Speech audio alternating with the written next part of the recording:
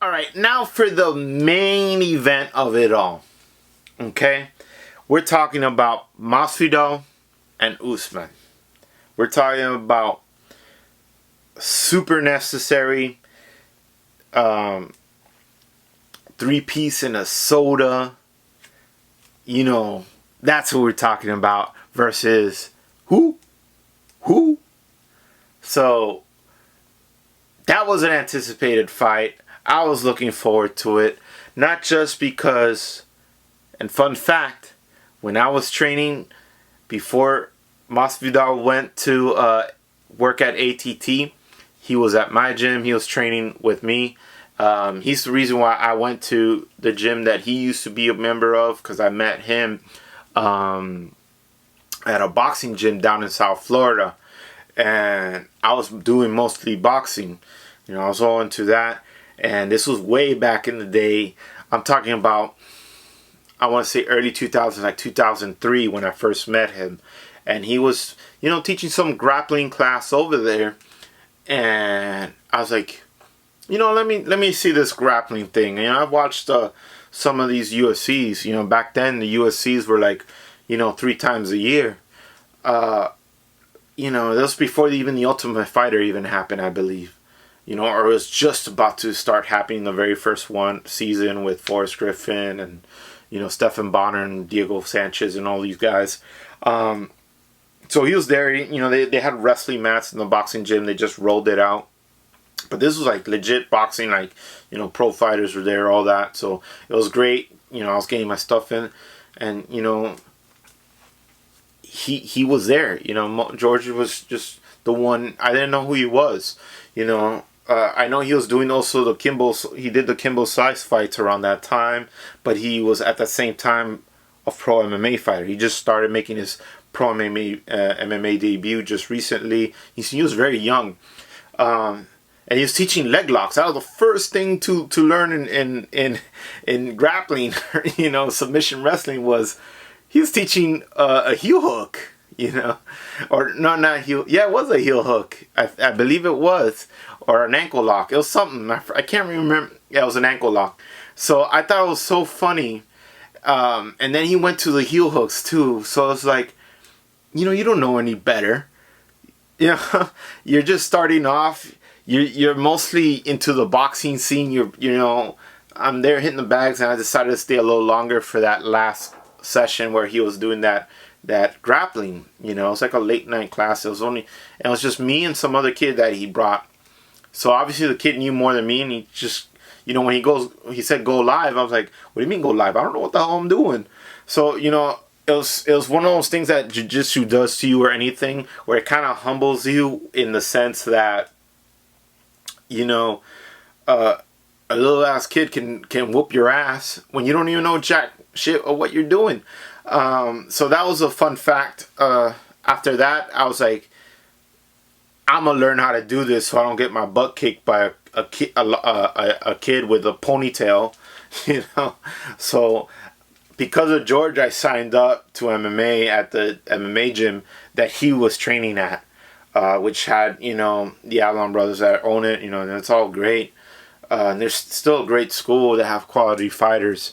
And this was, you know, so many years ago, and I continued on with the whole experience. I did my own competitions in kickboxing, and I did, you know, submission wrestling tournaments. That was the first thing I started, was that.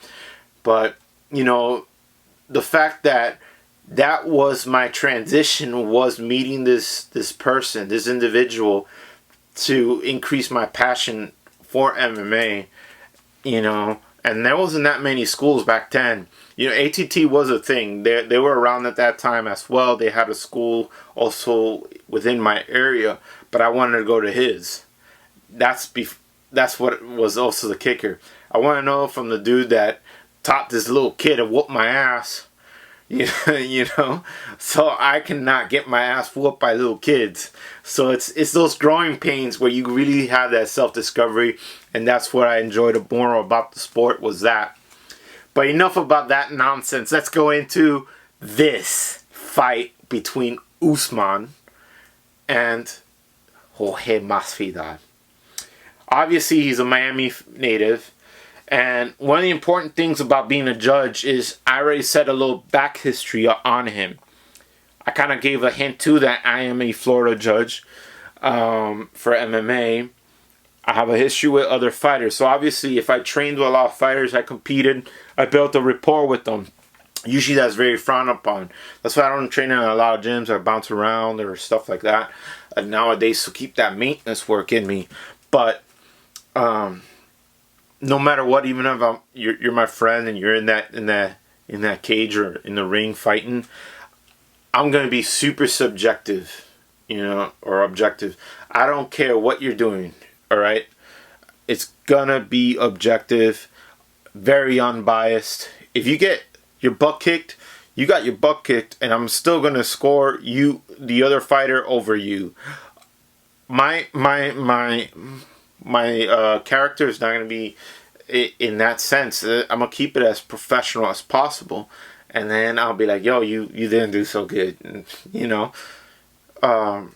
which is part of the issue. So I wouldn't, if I was one of those official judges and there being this history that this is the man that got me into the sport, or whatnot, and have this passion for it, I wouldn't care. I'll still judge it the same way that I judged it here, which was every single round to Kamaru Usman. They went 5 rounds. Okay, all 5 rounds. Obviously, they all went to Kamaru Usman, except for me. They're all 10-9s. It's incredible too that happened. Considering, yes, George is always in shape. Yes, he was training, but was he really training for a UFC fight? No, he wasn't. He was just training to train. He was training. He was part-time coming into the gym and help spar with some of his training partners that had fights. There's a difference. Okay, everybody that says, oh, but he was training. Yes, he was training, but he was also not in a full camp committed to him. He was training to help his teammates. And that's the difference. You're either in a camp, which he was, but then, you fall out of shape so quickly. That's why you had to cut like 20 pounds. You just fall out of shape. And it's just that in the snap of a finger. You lose conditioning very quick. So, yeah, you can say he was training, but I consider it more of that part-time. I'm going to help my training partners while I'm still doing maintenance. If you're training for a fight and you have this camp, you're focused in that whole thing. You're focused on your diet. You're focused on your condition. You're focused on all that stuff. And on your opponent. So whatever there was, he wasn't training serious. Kamaru Usman was training serious. Yes, the opponent was flipped on him. He was preparing for a certain round. But nonetheless, he was in peak shape. He was focused to fight an opponent, no matter who it was with me. And you know what? All credit to Kamaru Usman. He played that game to a T. And it was very, you want to compare it to George St. Pierre's. People probably argue, no, you shouldn't compare him to George St. Pierre. He's his greatest. Well, he just tied George St. Pierre in winning and title retention. Okay? And he did it exactly in the same way that George St. Pierre will do. The only difference is one pinned the fighter to the cage. George would take him to the ground and hold him into the ground. George's style evolved.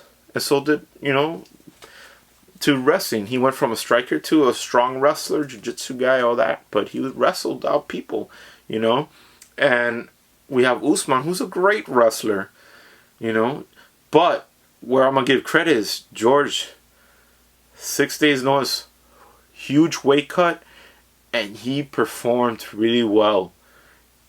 He might be very hard on himself. I would be very hard on myself considering what this fight was, how it was performed. But the fact that he stuffed a lot of takedowns every time he went for the legs was great. The pinning to the fence and the foot stomping, I understand that, but when you're putting him to that fence, you're draining his energy. It's like you don't feel it at first, but it starts happening. And so that's what you saw. And that's what we're seeing is Kamaru, even though he really didn't fight, he didn't swing. George was dangerous. He came out swinging hard. Kamaru didn't do as much. You would have thought he was going to do it like Cody was. No, it wasn't. He wasn't going to stand like in front of George. George is a better striker than Cody. I mean, not Cody. What's his name? Cubby. Or what's his name? Covington. Yeah, Cody Covington. That's what it is. You know, he's a better striker than Covington. So that's where we're getting at. And what can you say? You know, he played it well to that T. And I can give George all the credit in the world for taking this fight, cutting that weight, short notice. That's why Nate Diaz, why real fighters take this fight. They don't do this whole yes man, yeah, I'll take it. He knew what his worth was. 16 years in the game. You saw his crafty veteranness. He tried to, in the first round, where this is where I'm going to get into the scores of the official judging. The decisions were kind of funky. Two judges gave it 50-45. And one was 49-46. How? Okay. The only way I can explain it without even looking at that card is I can see why it went 49-46 for this one judge, which is probably the swing judge. Like, he's like Florida. He's like the swing state, man. He can mess things up or he can make things really good when it comes to politics. This is a swing judge for sure. That 49-46 was possibly the first round. Why? Because George came out guns a-blazing, super strong, showing Kamaru, you don't want to stand with me. That's what it showed. And what happened? You know, I mean, he took him down. He took him down out of a leg kick because, you know, that's another thing that exudes confidence in George's takedown defense. He's standing upright and he's throwing those kicks. You don't see that from us. He usually hunches down and they're trying to, you know, not get that takedown from Kamaru. I mean, Covington kind of didn't do that either, but he's very confident in his wrestling too. So that's why I was looking forward to that Covington-Usman fight back then. But, you know, Usman showed he had some stopping power by breaking Covington's jaw. In this one, we didn't see any of that. And, you know, I give credit to George because he's showing he's a true BMF. Short notice, 20-pound weight cut in a week, you know, going to a title fight, going the distance with a monster of a champion. Because that's what Kamaru Usman, he's a monster of a champion. And I can't wait until he goes now on to the next one and fights a monster of a contender, which was his teammate, you know, Gilbert Burns. So, you know, that's my perspective on it. You know, congrats to Kamaru for, you know, doing his thing, accepting a fight on a fighter that's on a short week notice that, you know, he wasn't training for, even though he kind of did. But, you know, he played his game. And that's probably what we would have done with George if they were going to fight originally. You know, so game plans change up. This is a fight I would like to see rematched. They need to redo this. I hope George finds his success where he, again, works his way back to title contention, because the way he fought on a 6-day notice with a 20-pound weight cut, you know, whatever it is that you say he was training, like I said earlier, he looked good. He looked so good. He's a BMF for sure. You know, you can't argue that by the way he looked. So give him a 6-week fight camp, and I'm sure he'll be conditioned and focused to go on against Kamaru, and I would like to see it. It might be a lot of the same. It might be a lot of the bigger man, the stronger man, which is in Kamaru Usman, the more dominant man, still kind of hold George down, pin him down, press him on the fence. But you don't know. Maybe, you know, George will have an answer for that now. Maybe Kamaru will have a different game plan as well in what he plans to do on George and check him out. If there's any other rematch that I would really look forward to, more so than even the heavyweight one coming up with DC and Stipe, is this one. This one I would hope happens somewhere in the future. You know, I hope we don't get negated of it, like we've been negated from the Nurmagomedov fight with Tony. I hope we don't. I hope the Nurmagomedov Tony one happens at some point, but you know, after 5 attempts, I don't think it's gonna happen. You know, I do want to see the Gaethje one with Nurmagomedov though, but this rematch somehow needs to happen somehow. You know, give us the Usman Gilbert Burns fight. Rooting for, you know, I'll be very objective, but I'm rooting for Usman there to keep that title. And even if he doesn't keep the title, I still want to see him go against George again in the full camp. You know, that's going to be a treat for the fans, a treat for officials, a treat for everybody, is those two going at it again. And I think it'll be also a moneymaker fight just on that one alone. With that being said, you know, we're back. We're going to have a couple more ones going on. I'm looking forward to the Darren Till Whitaker fight. That one's going to be cool. The English and the Aussie. That's going to be a fun one. So it's going to, you know, I want to see that one and a few others that are going to be kind of cool. So those are things to start looking forward to. And, you know, it's going to be a great month of July with all this Fight Island fights that are happening over there. And it's such a great looking facility. So with that being said, thank you for tuning in. See you on the next one.